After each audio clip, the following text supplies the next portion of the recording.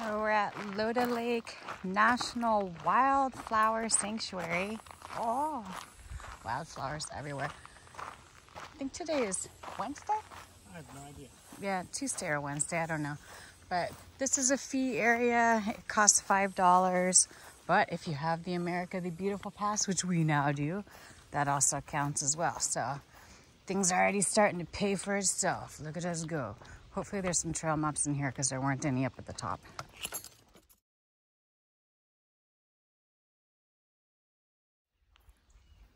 Ooh, look at the monarchs on the milkweeds. They're so beautiful. They're huge.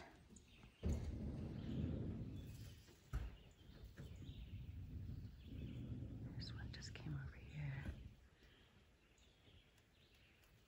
Pretty, pretty. Nice, and they smell good too. Not the butterflies, the flowers.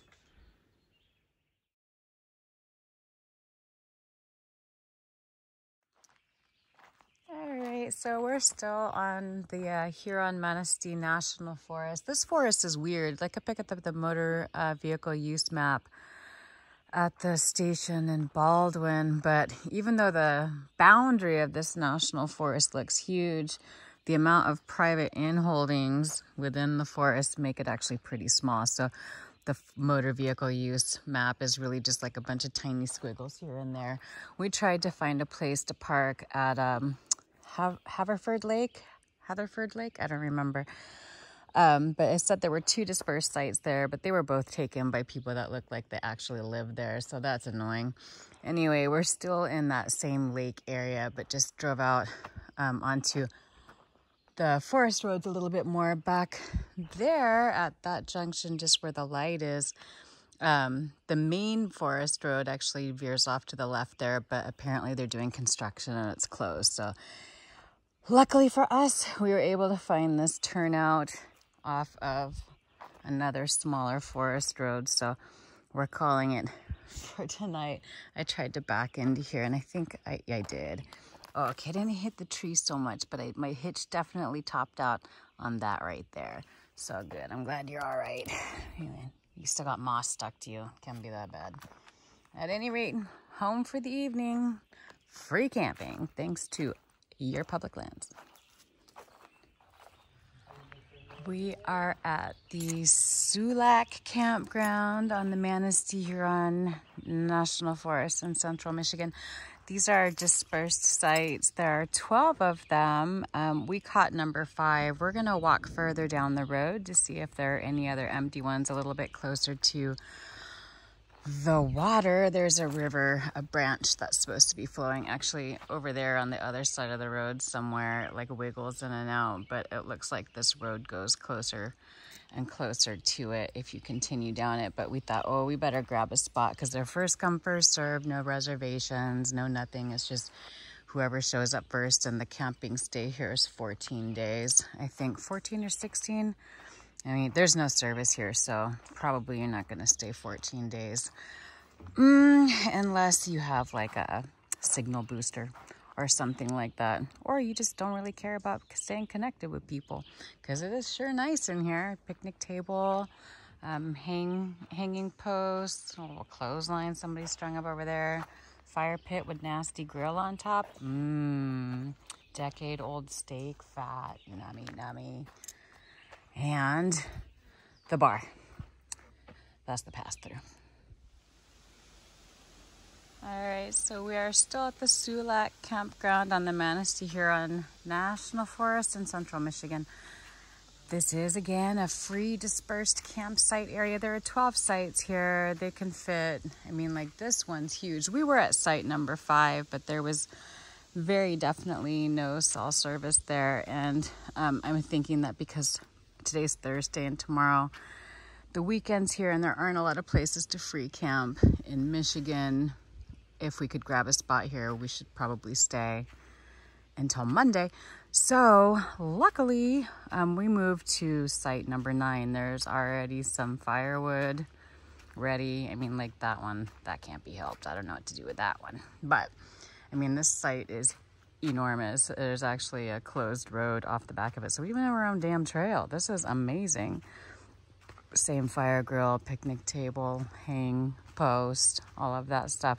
We're gonna hang a couple of hammocks here to make the site look occupied, and then take the van down to the boat launch and filter some water. So we didn't want to leave the site unattended because it is first come, first serve. So as soon as we take off in the van, if we don't have things left behind here, making it look occupied, we could come back home and find somebody moved in. That is not okay. So look at this. It's just beautiful back here. And again, there's just down the road a little bit, a little day use area and an angler's trail. So I think that's probably easy access to the river that flows just north of here. And we can do some exploring down that track. Hopefully at some point I'll be able to get at least enough service to, I don't know, tell people I'm not dead. That's usually the only reason I need to have service, other than, you know, fighting with people on the internet about the typical things. This hanging post comes complete with maybe a bottle opener, I don't know. It looks like somebody got a little bit frustrated with this contraption. It is jacked. Still work though if you got a bottle.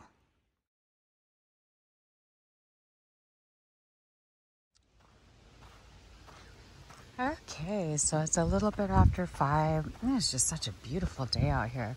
Okay, the biting flies are like hella annoying, but other than that, it's nice. And I love our campsite. It's fantastic.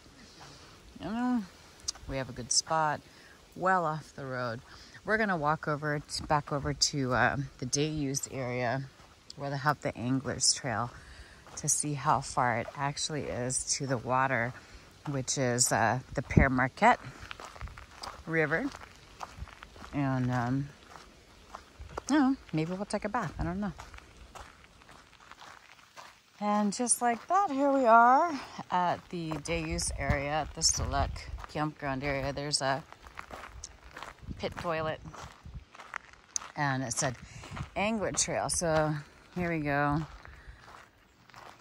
Free camping. You don't even need the America the Beautiful pass to camp here, actually. So that's nice. Although I do believe you need a recreation pass or an America the Beautiful pass to go to the boat launch. However, the camping here is open for 14 days. So this is a Fisherman Trail. Nice. That's got to mean there's water nearby, right? Oh, it's really pretty on the Fisherman Trail down to Marquette. I'm surprised that it's day use only and they don't allow you to tent camp here, because there's certainly plenty of beautiful flat spaces that you could do it and still be well enough away from the water, which is, you know, down over that ridge. You could camp up here in a tent and it's just gorgeous. You basically feel entirely removed from the road and the parking area we were in to access this space. Just gorgeous down here, way cooler too. And there's the river. Marquette. Nice. Oh, this is cool. So this is Marquette River. And I did see on Gaia there were like a bunch of contour lines to get down to the water, but no like known path on the Gaia map. But they basically just take a ridge and follow it down till you get to the water. Awesome. And apparently nobody's been here today because I've already walked through like a bunch of spider webs. Rude. It's like 5 o'clock in the afternoon, people. I should not be doing this work for you. That's why you never want to be first. And like that, here we are at the water. That was super easy. I've definitely walked farther than that to get water before. This is lovely down here. And the little trail that brings you down to the water. There's actually people's houses across the river over there. but the little ridge trail that brings you down to the water, it continues along there to a spot a little bit further downriver, but this is fine too. Still surprised they don't allow camping down here, because tent camping would be awesome in this area. Just gorgeous. Ooh, some black draggers, some black butterflies having at it right here. I saw some of their wings on the ground. Oh, no. So we ended up coming back down the rest of the angler trail, because I figured it would probably come to some place a little bit more chill to get into the water, have access to the water if you're dealing with fishermen. And yeah, check it out, baby. Bam. We're gonna be living here tomorrow. When it's hot, it's supposed to be in the 90s again this weekend. We can come down here. Clearly, this is not incredibly well used. It's naked time. Naked time.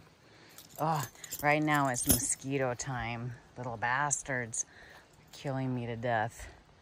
Very, very itchy. But look at this. This is awesome. Oh my God, I'm so excited. Oh, we saw a little mama duck over here a minute ago too.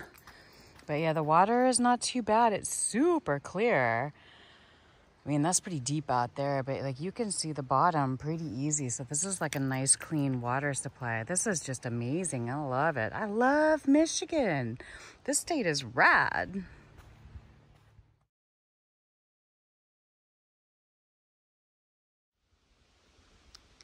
We're at the Sulak boat launch area on the Marquette Wild and Scenic River, as it turns out. Apparently 66 miles of this river are designated as wild and scenic. Very cool. It's nice and warm down here. There's no parking allowed in the boat launch area unless you're disabled. There are 2 ADA parking spaces down here for disabled people, and there's also a another vault toilet here. The one up at the campground, or up in the middle of the campground, also at a day use area, we actually used this morning. It was super clean. I was very surprised after the last one we saw. That was like disgusting. This was nice. Somebody left a mud ball and a butt. Well, interesting little assemblage there. But yeah, this is beautiful down here. Apparently you can float this river all the way to Lake Michigan. This area of the Wild and Scenic River is the longest stretch of undammed river in the Lower Peninsula. On this river, the Marquette, is just beautiful down here. It's nice and warm. We've been kind of cool and chilly at our campsite, but there's definitely room to come down here and get into the water. You can float down it, and the informational kiosk gives estimated times on how long it takes to float to different landing spots on the river. Ooh, look at this. Wow. How cool are you? There's like a little colony of fungus. It's a fungus among us. Well, now I gotta take a picture.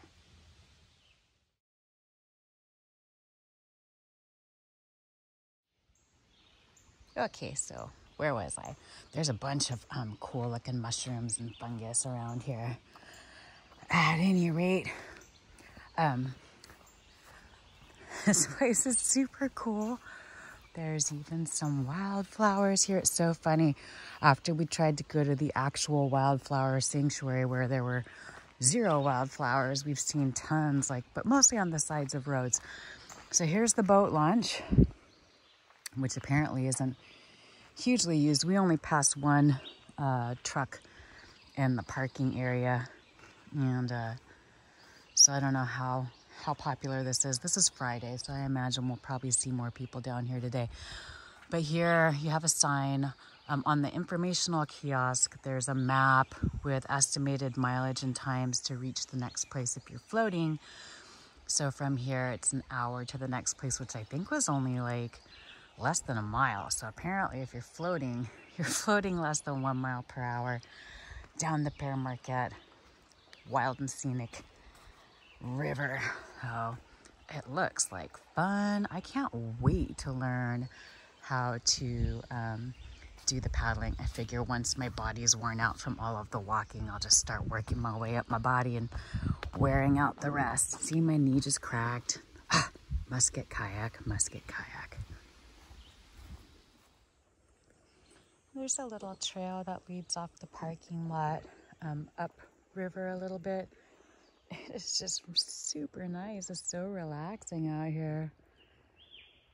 Little buggy, but you could certainly come down here if you didn't want to go to the other day use area. Find some place to park yourself next to the river and maybe watch some people float by. Maybe on Saturday. Probably definitely busier on Saturday. We'll see tomorrow because we will still be here. Having already found our free spot for the weekend, we're sticking with it, especially since we have all of the fresh water we could possibly need here.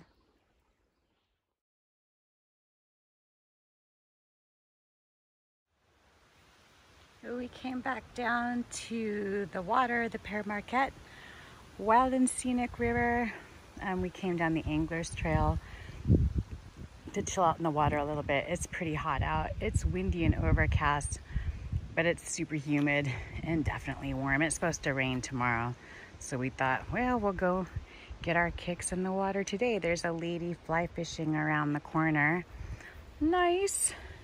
The water just looks great today. The road that we're camped on, the Cadillac road, has been pretty busy all day long, mostly with people. It looks like either putting in or getting out of the water from canoeing or kayaking or floating, or however else they decide to make their way down this waterway.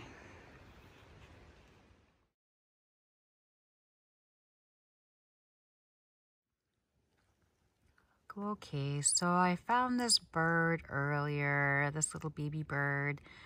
Like last night there was a storm, it was a pretty bad storm. And this morning I kept hearing, or this afternoon I kept hearing this cheeping, but I just thought it was birds in the woods because, you know, that's where they fucking live.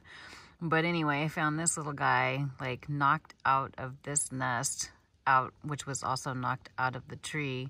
I have no idea which tree it came out of because we're got a few choices, lots and lots of trees, and none of them have low branches. So I was like, I don't even know which tree I could put this nest back up in and it wouldn't just fall right the hell back out again without going up into canopy. So obviously that's out of the question. So now we have Chat, the really pushy, yappy bird. He's sleeping now. And someone said that like they're supposed to be kept at a temperature of 92 to 94 degrees. I put him back in his nest earlier and gave him a little bit of water. And, you know, had them just sitting in his nest at the bottom of the tree over there where, like, closest to where I found him. But there haven't been any other birds coming back. And, I mean, frankly, a raccoon. I love raccoons, but I don't want them to come and eat Chat. And also, it's not 92 to 94 degrees out here anymore. So we have Chat now in a tomato container with holes in it. Try and keep him warm. I made this really disgusting bug soup. Oh, hey, you got a new mosquito in there. Awesome. So currently this is composed of heavy cream powder, little bit, mostly water, some mosquitoes, a little chunk, a little bit of like broccoli top, just like the very smallest bits, like there, and some tomato juice, because I figured that would be like the most easy acid that would maybe mimic its mom's stomach juices, because I am not baby birding this baby bird. So in the meantime, he's sleeping. He's finally resting because he cheeped all day long. So look at, he's a little dreamer too. His little legs are going. Hopefully he won't die. That's the idea now. Like, I found him and nothing has happened like with parents or anything like that. At least he still has his little house. And hopefully we can keep Chet alive.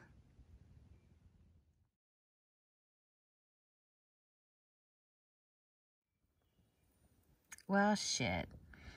We tried to like put Chet in a place where he would be warmer, and he was sleeping and he was kicking and he was dreaming, and then Chet passed away. Ah, so sad. I didn't even get to try and give him his bug soup I've been fermenting for the last several hours. And he was so plucky and kicky there for a minute, but he had a really hard day. He didn't eat all day. He'd been peeping on the ground pretty much all day before I noticed that he was actually there and not just like some other bird in the forest. And, you know, so I put him in this tomato container, this clamshell thing, because someone said that he should be like kept at 92 to 94 degrees, which is completely impossible out here. Is maybe in the 70s, and yeah, I think probably right now it's like around 70 degrees. So I put him in the clamshell in his nest to try and keep him warm while we're sitting here by the fire. He was sitting under a tree, but it was definitely not anywhere near 92 to 94 degrees there. And we've been watching, and no parents came. And it looked like he probably had at least one nest mate. This nest is definitely big enough for two, but I'm so sad. We just watched Chet pass away. Well, farewell, Chet. Hopefully your next incarnation is more successful than this one. It was really fun getting to spend some time with you. It's been a great few days here out at the Sulak campground on the Manistee Huron National Forest here in central Michigan. This place was nice. This is site number 9. There's no Verizon service here at site 9, but it's huge. You get your own closed road, and you get your picnic table, fire ring, hanging post, all for free. Yay. And the Marquette Wild and Scenic River is accessible from the little day use area across the street. You don't need an America the Beautiful pass to camp here, but you do need one to park either at the boat launch or the day use area. So just be advised. And also there is a vault toilet that was actually really well stocked and pretty clean when we arrived. It's a little dirtier now. It says on the door that they go in and clean it, do COVID cleaning in there twice a week. So we must have hit it like right before they did that in advance of the weekend.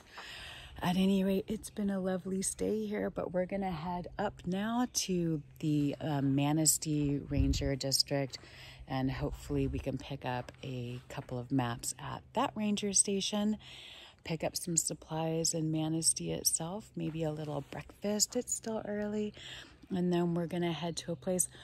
We met a couple of guys, Ron and Mark. When Ron is from Indiana and Mark is from Maryland.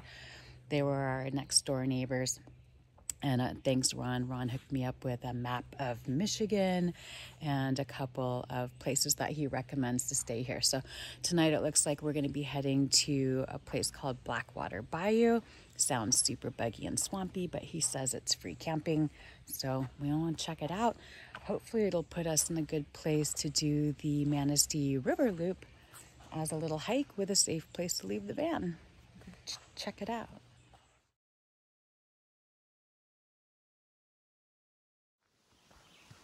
All right, well, so far we've had 2 splits in this trail, neither of which is marked. So we're just staying with the most established trail for right now. We're still on A-line in Gaia, so that's promising. We're basically walking directly west towards Lake Michigan. It's beautiful forest, although I did just have a large spider attack me from above. I didn't know it was attacking me though, so I failed to panic. Good thing everyone turned out alive.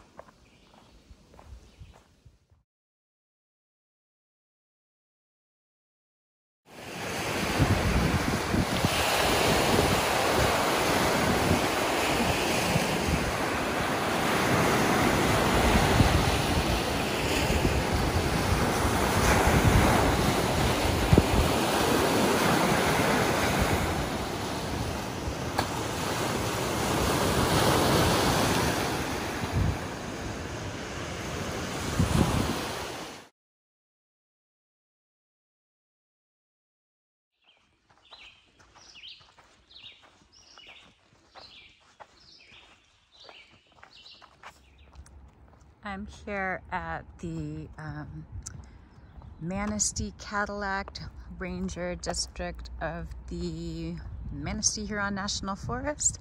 They said they just moved to this new location. This is 1170 Nursery Road in Wellston, which is about halfway between Manistee and Cadillac. So I don't know how long they've been here. Their website still says that they are in Manistee. So I found yesterday when I called that they were moving to here. They said the lobby is open even though they're not otherwise open to the public, but there should be a motor vehicle use map here in the lobby for me. Yay!